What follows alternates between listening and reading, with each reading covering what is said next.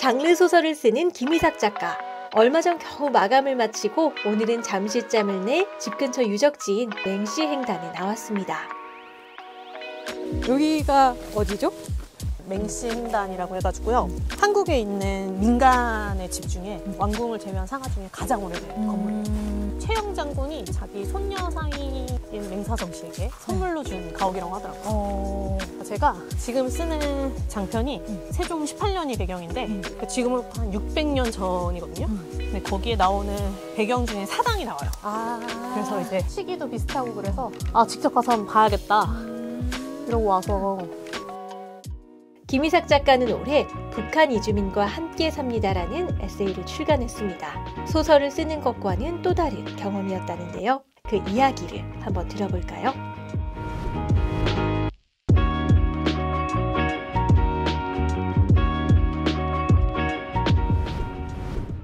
근데 사실 에세이 나오고 난 뒤로 사실 연락이 되게 많았어요. 저는 사실 소설 작가로 할 때는 독자들이랑 이야기를 나눌 기회가 그렇게 많진 않거든요. 근데 에세이 나온 뒤로는 되게 많이 만날 기회가 많았고 라디오 방송도 많이 나가고 재밌었던 거는 얼마 전에 이제 YTN에서 방송을 했는데 게스트들 대다수가 이제 북한 이주민이었어요. 근데 그때는 저는 잘 몰랐는데 알고 보니까 거기 나왔던 한 분은 뭐 제 배우자의 학교 동창, 한 분은 저희 뭐 시부모님이 다니는 교회 사람, 막 이런 식으로 되게 좁은 분야더라고요. 그게 좀 놀랐어요. 이삭 씨는 북한 이주민과 결혼한 가정입니다. 대학교에서 철민 씨를 만나 연애를 하다가 가정을 꾸렸습니다. 철민 씨가 북한 태생인 건 처음에는 큰 특이점이 아니었습니다. 그런데 결혼을 해보고 시부모님과 북한 이주민 가족을 보면서 그들의 이야기를 써보고 싶었다고 합니다. 사실 한국에 이주민이 한 200만 명 정도 되거든요. 사실 이제 한국도 이주민 사회라고 볼 수 있는데 그 중에서 북한 이주민은 3만 명 조금 넘어요. 되게 소수를 차지하거든요. 근데 한국인들 중 상당수가 사실 북한 이주민에 대해서 잘 몰라요. 이게 시의 접하기가 좀 힘들기도 하고 보통 언론 매체에서 다뤄지는 거는 북한을 비판하거나 아니면 이제 반공이랑 보통 많이 연결이 되기 때문에 아니면은 오락 프로그램에서 북한 사회를 되게 좀 희화해서 이야기하는 경우가 많거든요. 그래서 되게 극화된 면이 있기 때문에 일반 한국 시민한테도 사실 북한 이주민 이야기는 조금 생소한 감이 있거든요. 근데 사실 알고 보면 우리 옆에 다 살아가고 있는 사람들이거든요. 그래서 이번 에세이를 통해서 우리 주변에 살고 있는 북한 이주민은 어떻게 살고 있고 한국에 오고 나서 어떻게 지내고 있고 우리 옆에서 어떻게 살고 있는지 그런 얘기를 하고 싶어서 제 개인적인 이야기를 담아가지고 에세이를 쓰게 됐습니다. 오늘도 이삭 씨 가족은 우당탕탕 정신이 없습니다. 전업으로 글을 쓰고 있는 이삭 씨와 일을 하고 있는 철민 씨는 초등학생 딸을 같이 돌보고 있는데요. 오늘은 인터뷰가 있다고 해서 퇴근한 남편이 딸을 데리고 왔습니다. 네, 저는 1997년도에 탈북해가서 중국에서 생활하다가 올해 한국에서 생활한 지 20년 된 김철민이라고 합니다. 네, 그러면 아내의 에세이를 읽어봤을 때, 처음 봤을 때 어떤 기분이었는지? 저는 되게 좋았어요. 제가 아는 사람들도 많이 썼거든요, 그런 책. 근데 대부분이 좀 그런 내용이잖아요. 좀 슬프고 좀 무겁고 그렇지 않은 이야기도 좀 나왔으면 좋겠다는 생각을 했었는데 와이프가 보면 한쪽으로도 치우치지 않고 그렇게 잘 쓴 것 같아요. 그래서 저는 되게 좋았어요. 아니 근데 저는 진짜 둘만의 이야기만 나올 줄 알았는데 그렇게 많이 나온 편은 아니더라고요. 그래갖고 좀 아쉬운 편도 있긴 했지만 철민님이 처음에 남한에 왔을 때의 좀 상황이 궁금한데요. 몇 살 때 왔어요? 저는 18살 때 왔었어요. 사춘기 시기였거든요. 그래갖고 저는 지금도 18살 그때가 제일 길었어요. 느낌상 제일 길었던 것 같고 중국에서 또 7년 살았었잖아요. 그러니까 약간 정체성 같은 게 되게 애매모호했었어요. 11살 때 이제 거기서 북한에서 탈북을 했는데 중국에서 이제 거의 어린 시절을 보냈잖아요. 제가 기억하는 어린 시절을. 그래갖고 여기 와서 또 탈북민으로 또 살고 있는데 어떨 때도 내가 탈북민이 연기하고 있는 거 아닌가 약간 그런 생각도 들었어요. 실제로 기억나는 그게 오히려 중국에 그게 더 크니까 좋았던 거는 이제 숨어 다니지 않는 거. 중국에서는 어쨌든 오래 살긴 했는데 그러니까 공식적인 자리에서 대놓고 내가 무엇을 할 수 있는 게 아니었어요. 학교도 이제 가짜 신분으로 몰래 다니는 거고, 이제 한국에 와서는 어쨌든 신분적으로는 이제 확보가 되는 거니까 그런 거는 되게 좋았죠. 그래서 제가 하고 싶으면 뭐 할 수 있다 이런 거. 그리고 안 좋았던 거는 아무래도 정체성. 제가 고등학교 나와서 이제 대학교 준비하고 하는데 이제 그때는 언어도 약간 패치가 잘 안 돼갖고 나는 한국어를 쓴다고 생각하는데 이제 어디서 왔냐고 물어보고 그런 게 좀 그렇고, 나중에 사회생활 대학교 졸업하면서는 이제 병력 문제, 한국은 이제 남자면 군대 그거 쓰잖아요. 면제 사유를 써야 되는데 저희는 면제 사유가 애매해요. 그래갖고 어쩔 수 없이 이제 북한이 털좀이라 쓰는 경우도 있고 그런 거 좀 있었던 것 같아요. 지금은 어느 정도 정체성에 대한 고민도 좀 뭔가 해결이 됐거나 지금은 더 편안한 마음이시고. 애가 태어나고 되게 많이 바뀌었던 것 같아요. 예전에는 그런 생각을 했었어요. 전쟁이 나면 되게 무서울 것 같다. 왜냐면 전쟁이 났다고 하면 남북일 텐데 이제 그러면 사람들이 우리를 어떻게 볼까 약간 그런 걸 많이 했는데 지금 같은 경우는 뭐 전쟁이 났는데 내가 가족이 다 여기 있는데 뭐 이렇게 내가 약간 떳떳할 수 있는, 어쨌든 지금은 여기에 내 모든 게 있는데 지금은 좀 그런 게 좀 많이 나아진 것 같아요.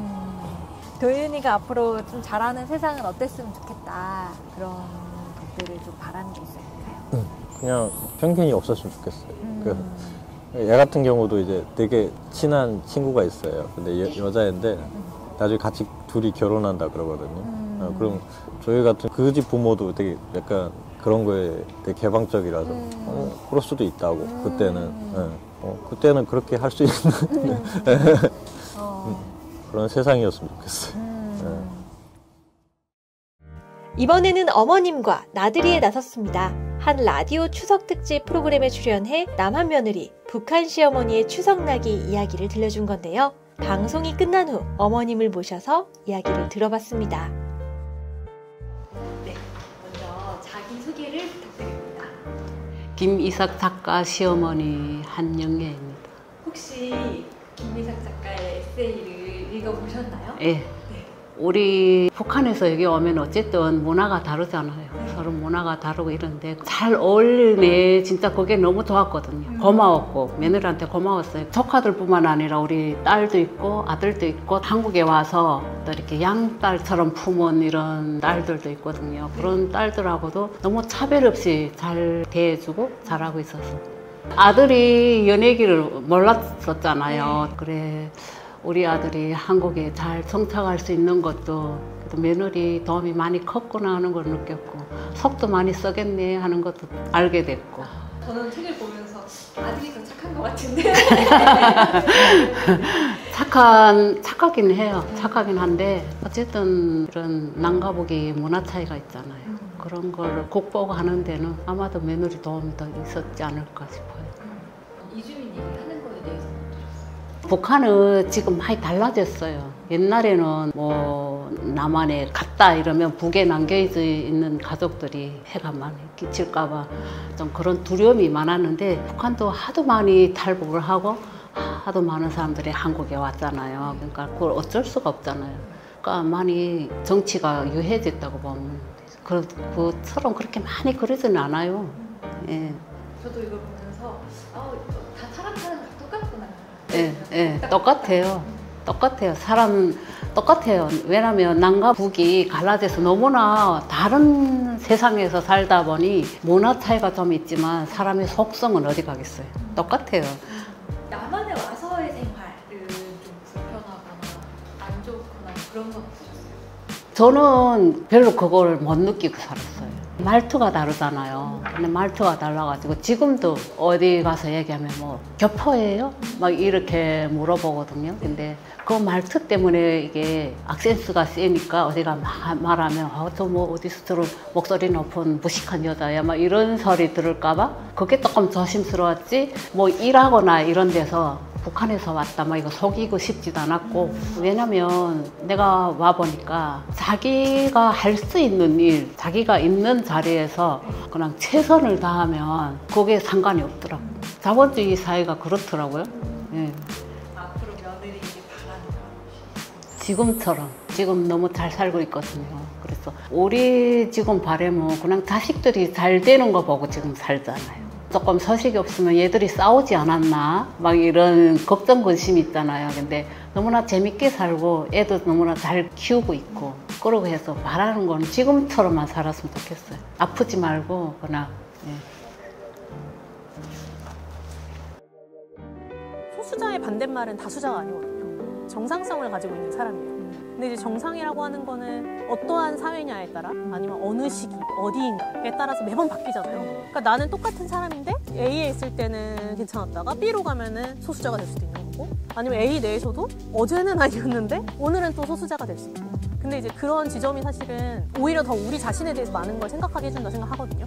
그러니까 왜 어떨 때는 이게 정상성으로 되고 어떨 때는 소수자가 될까? 그래서 그걸 따져보면 사실 최종적으로 나오는 거는 아 우리 모두는 다 사실 서로 다 다르면서 같은데 그냥 어떤 건 정상이고 아니다 라고 이제 규정을 짓는 거잖아요. 그러니까 그런 걸 생각했을 때 아 규정이라고 하는 게 그렇게 중요하지 않을 수도 있고 우리는 그냥 다 같이 살아가는 사람이다 이런 걸로 따졌을 때 되게 여러 이야기를 할 수 있다고 생각했어요. 장애인이 될 수도 있고 뭐 성소수자가 될 수도 있고 아니면 난민이 될 수도 있고 저는 일종의 마중물로서 이 책이 여러분들 여러 사람들이 북한 이주민에게 관심을 가지면 좋겠다라고 생각했고 실제로 주변에서도 원래부터 관심이 있었던 분들보다는 잘 모르고 생각을 안 해봤다가 아, 이걸 통해서 아 이런 경우가 있겠구나 라고 생각하게 된 계기가 되었다고 얘기해 주신 분들이 많거든요. 그런 건 좀 뿌듯했어요. 철민님에게 한마디. 에세이 나왔을 때 가장 큰 불만은 사실 이제 배우자가 가지고 있었는데 자기가 너무 거기서 소심한 남성, 막 이렇게 유약한 남성으로 나와서 너무 아쉽다 그랬는데 그거는 너의 본 모습이야. 인정하도록 해. 아 그리고 사실 글 쓴다고 못하는 게 많아서 혼자 뭐 육아라든지 이런 거 하느라 좀 힘들었을 텐데 그래도 옆에서 지지해주고 계속 응원해줘서 너무 고마워. 다른 가족들? 엄마가 글 쓴다고 했을 때 자기 엄마가 작가라서 너무 기쁘다고 자기도 나중에 크면 그림 작가 되고 싶다고 그랬는데 엄마도 언젠가 네가 나 컸을 때 같이 동화를 써보고 싶어. 그래서 엄마는 글을 쓰고 너는 그림을 그려서 이렇게 책이 나오면 좋겠어.